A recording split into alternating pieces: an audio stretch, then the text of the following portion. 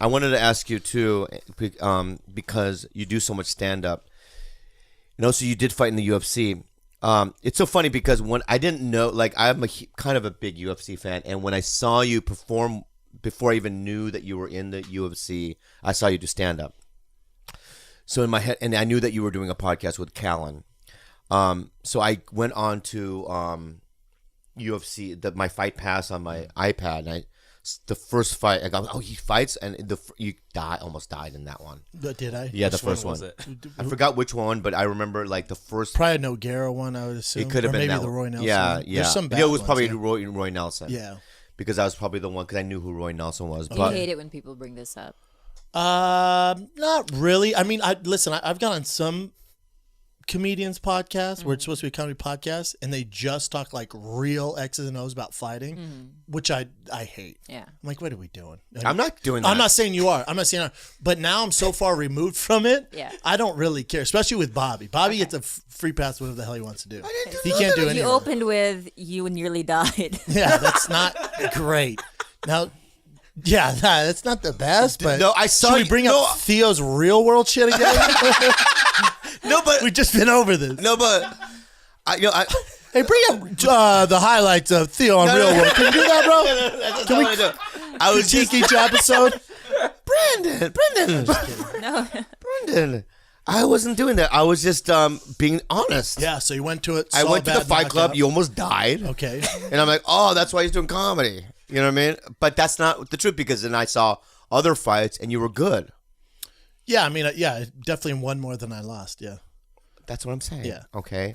And that's not even the fucking question I was going to ask you. The question I was going to ask you is, because I know it's nothing compared to it, but I was on a wrestling team in high school. Okay. And we used to go to these tournaments, and I remember being so nervous because I had to cut weight, and then I don't know. Ask my brother. My brother and I, What? Tell Brendan what weight class you were in. 98 pounds. 105. This is high school or high middle school. High school. That makes but sense. I was a little guy. I'm genetically small. Okay? You guys want to shame me? Nothing wrong with No, that, man. Thank you so much, Biggie. Nothing wrong. Thank you, Thicky. Thanks. Yeah. You know what? I like you, man. Thanks, You and I man. should do like a movie where the big guy, little guy kind of a movie. Yeah, like a cop. buddy Yeah. cop. Yeah. Like But the big Arnold guy- and Danny DeVito. We Right. should remake Twins. Twins.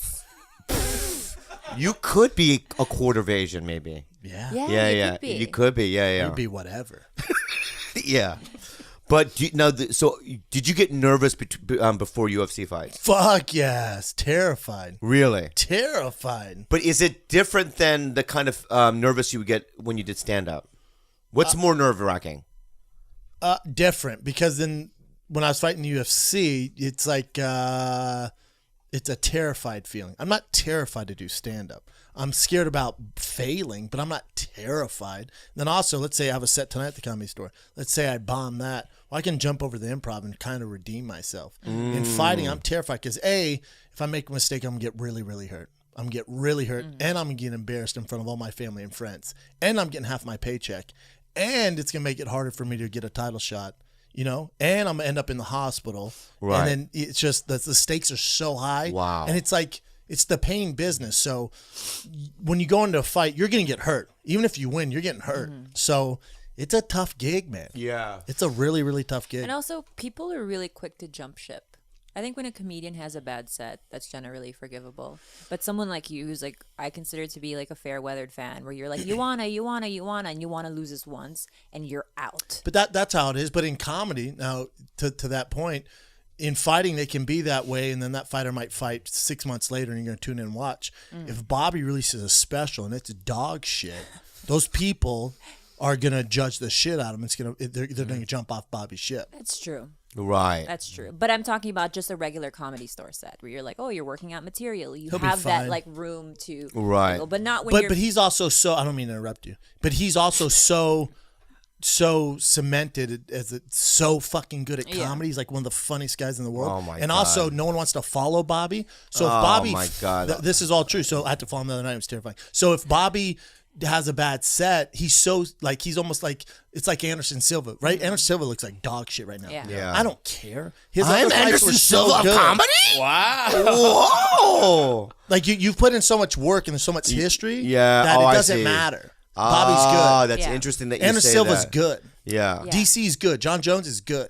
Connor's good. These guys, certain guys. Joanna's good. Yeah, it's probably over for her. But she's fine. Yeah. But can I just say about the Johanna thing? All right. It's just that it's not the first time. It's the second time she lost. The second time she lost to. There's something that happened with Joanna where I think That's fair. that when she was living in Poland, she was winning. Before she had a stylist, she's wearing those bullshit polos. Right. Yeah. Then all of a sudden, she becomes like champ, or she loses that one. Then she has a stylist. She has like makeup on. I'm like, what the fuck is happening right now? And she's on a She starts boat. perking up her titties on Instagram. I see her on a boat with like they're taking photos of her feet. Yeah. and like her tan. It's like I knew it was on. Yeah, you're right. I mean, Not a good way. I knew she was going to lose. right. I knew she was going to lose. Did you really? Yeah. Yeah. Because not only because of that, but she didn't own it mentally. Remember, she lost that fight and she blamed it on everyone but herself. Yeah. Blamed it on her trainer, her nutritionist. Right. Everybody, but didn't own the loss. I went, she's fucked that next one. Wow. And then she's lost 3 now, right? In a row. Rose, and then She fought Rose somebody. Rose. No, she, Valentina. Valentina, yeah. and she well, lost. yeah, what? she was gonna lose against Valentina. Yeah. I think that was more. Expected. She lost 3 in a row. Yeah. 3 in a row. But yeah. that was at Runs. 125. That wasn't at. Yeah, but Loss is a loss, though, to the I fans, know. you know? Thank you, Brendan. Thank you so much. Yeah, no problem. To me, though, the reason why I liked her so much is because she was so much superior over her competition at a point. I like watching that. I like watching You sometimes like watching greatness. when somebody is just Me too. so good, Me too. right? That they're like untouchable. Like if I'll These rewatch, freaks. yeah, Me too. I'll rewatch like some older John Jones fights or older Anderson Silva fights because I just like I like when somebody's dominant. I like the idea that there's something like almost magical to it. Yeah. Like when Connor was going on his run, or when John was going on his run. Stylebender's doing that now. Like you can go back and watch these fights, and it's almost like a higher being what they're doing. So it makes me believe there's something else out there. Yeah. But then when they lose, you're like, fuck, nope. Nope. Yeah. It's just regular. Yeah. Yeah, she regular dude, just like everybody else. But it's so funny that you were able to now what happened now in terms of what made you quit UFC and then go into comedy. Fighting happened just because I had no other options. I'm not naturally a born fighter. I don't like to fight. I'm not an aggressive person. I don't like to hurt people. Can I honestly tell you something? What?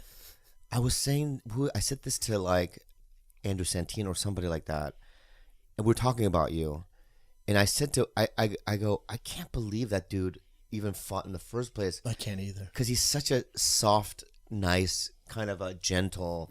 You really are And like I've a always gentle been this way. giant. I've always been, and I'm even in training. My coach is like, "You gotta get meaner, man. You gotta hit the guy." I'm like, "I don't want to hit him. Like you have to." Yeah. So to me, they were smart about it. They spun it as like it's just an athletic competition, man. Just beat that guy. You don't have Yeah. to hurt him. Yeah. Just beat him. And that I didn't have that mean streak in me. It was never there. And there was one fight I saw you do where you got knocked out or Did something. you watch any of the wins? For All God's the sakes? losses. All and the then losses. you got up from the thing, and I almost gonna cry because you had this look like duh. Oh yeah. yeah, sure, yeah, man. yeah. Yeah. You had this duh look, and I go, "Oh, this is my friend." You know what I mean? I'll watch back now if they replay a fight on TV or whatever Yeah. on ESPN. I'll watch it and be like, I don't know that guy. I can't believe I You're did that. you're different. You know, my hat's off to you. I'm being honest, and I'm gonna say this right now, and I'm getting emotional. That Tell me if this is real emotion or if he's acting. no, I'm being Because he's a good actor.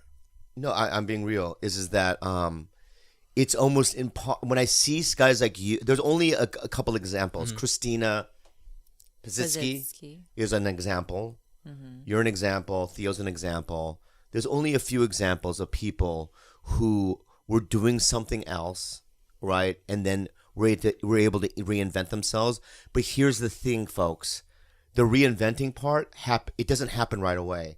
You have to fail for years in a row, which is what you did, right? Like, I remember when I started seeing him come around, he wasn't the guy he is now. No way. He was just figuring it out. Yeah. But to do that, to be brave enough to make a choice like that, and then to become funny, dude. I'm telling you right now, you're like getting spots that are like prime spots at A rooms in LA. That's fucking difficult to do, dude. Like, it took me years to be able to get at like Saturday night Laugh Factory. I'm ashamed of it. I'm super self-conscious about it. Because I feel like, because they'll go, hey, when you post this, I'm like, do I have to tell everyone I get this spot? Like, can you just put me up last? Why? Like, I don't know. Because I didn't put in the same work you did. No. You can't think that way, because here's the deal, bro. Is that if it was just you going from the UFC straight to stand up, if that was it, maybe, but no. Yeah. Because what you did also was Brian Callen, okay? Brian fucking Callen is one of the funniest, and we have to agree on one of the most intrinsically funny guys you ever meet in your life. I honestly, if I was on an island and I could pick 4 people to live forever, he wouldn't be on it. But like, he wouldn't be on it. Because after a week, you want to kill him. Yeah, I want to kill him. Yeah, you want to eat his face. If there was like 1,000 people I got to choose, He'd be he would be one of the 1,000. Okay, that's fair. That's fair. Yeah. You don't have to see him. No. Yeah, you can still live on the other side of the island. Yes. But he has always been one of those guys where like, oh my god, this guy's so. You ask, if you've met him, everyone knows. Mm-hmm. He has so much talent. He has so much talent. But he did a podcast before Fighter Than Kid. He had 19 listeners. Yeah, which I did. And I remember saying to myself, you have to. Driving there, I was like, you have to do it. He's a friend. You didn't try to try? No, I didn't try. No, I did try by saying, I'm a fan. Oh. You know what I mean? But I wasn't a fan of his podcast, but I was a fan of his company. I tried there, right? And I remember doing it going, no one's going to listen to this. Right? And then one day I see a post or something about Fighter Than the Kid. Didn't know what it was. And then I realized, it's Callen's new thing with this guy. I think I've seen this guy around. This big guy. So and then it became a hit. Yeah. And I think you have the funniest moment on there. I think they posted it. You have the funniest moment on there. We were talking about getting molested. I'm telling you, it's the hardest I've ever laughed. And I kept interrupting him, so he would go back and make it worse. He'd make the molestation worse, dude. Yeah. It's the funniest. That was a funny moment. Podcast. That was moment in He's history. designated a day of the year called the National Molestation Day, where everyone is obligated to give him gifts on the day that he was molested. We get fan gifts all the time on that day. That's when, what is it, November 19 or something like that? Mm-hmm.